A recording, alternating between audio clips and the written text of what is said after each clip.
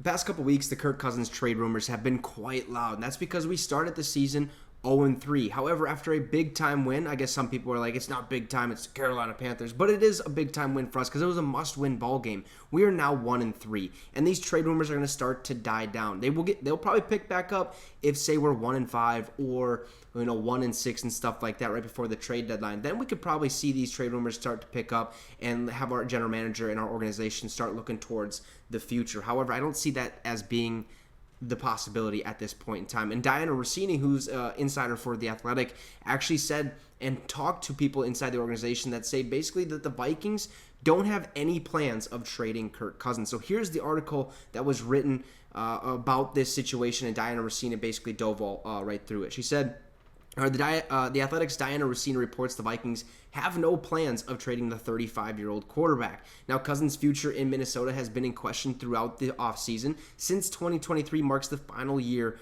of his contract. Now, talks on a new deal are expected to take place after the season, and he has acknowledged his play this year will go a long way in determining his free agent value on a new Vikings contract or one in a new home. Now, optimism has been expressed on both sides that another short-term agreement or arrangement can be made. Now, Cousins, has played in a fully guaranteed 3-year, $84 million contract after joining the team in free agency, as well as a 2-year, $66 million extension. Now, he will make $30 million this season as a result of a restructured deal, which will put him on, or which has him on track for free agency. Basically, this season, $30 million, and then next year he becomes a free agent and anybody can kind of pick him up. Now, as a rental, there would be no doubt be a number of teams interested in adding him. We've already seen multiple teams this season struggle at that quarterback position, right? You're looking at, the Atlanta Falcons. Desmond Ridder is struggling a little bit to get things going. I think he's a great backup, probably not a franchise guy, so maybe Kirk Cousins goes to Atlanta. We've talked about that situation. The Arizona Cardinals are dealing with that Kyler Murray situation, so Kyler Murray might not be their quarterback next season. Cousins could go there pending, who the Cardinals really are eyeing in the draft and stuff like that. So there's multiple places that Kirk Cousins can go, and one of those would be the Aaron Rodgers-less Jets. Of course, we've talked about it.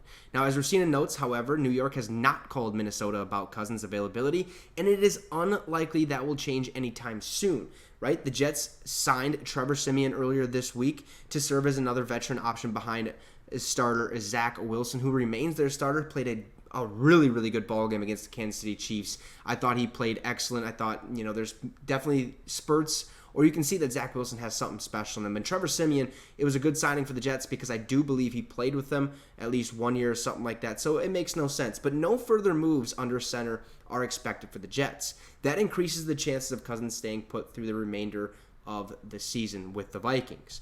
Now, the Vikings as a whole are not committed to a seller status ahead of the deadline, meaning a number of other veterans will likely not be on the trade block in the coming weeks, at least barring a continuation of their early losing streak. However, that was put to rest. This was basically dove through right before the game. Now we're 1-3.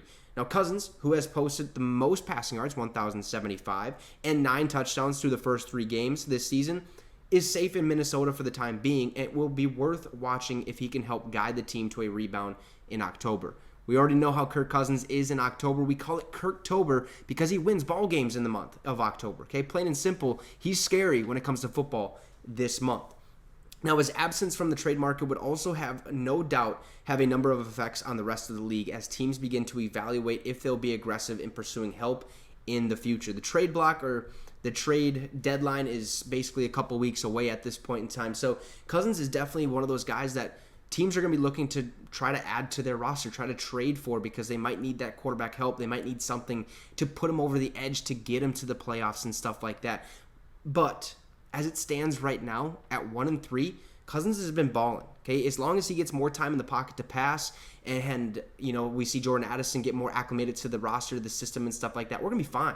And the Minnesota Vikings have no plan on trading Kirk Cousins, so these trade rumors are gonna start dying down unless we can't win more ball games. If we go 1-5, 1-6, 1-7, then you can start to panic. I wouldn't panic right now because there's a lot of season left, right?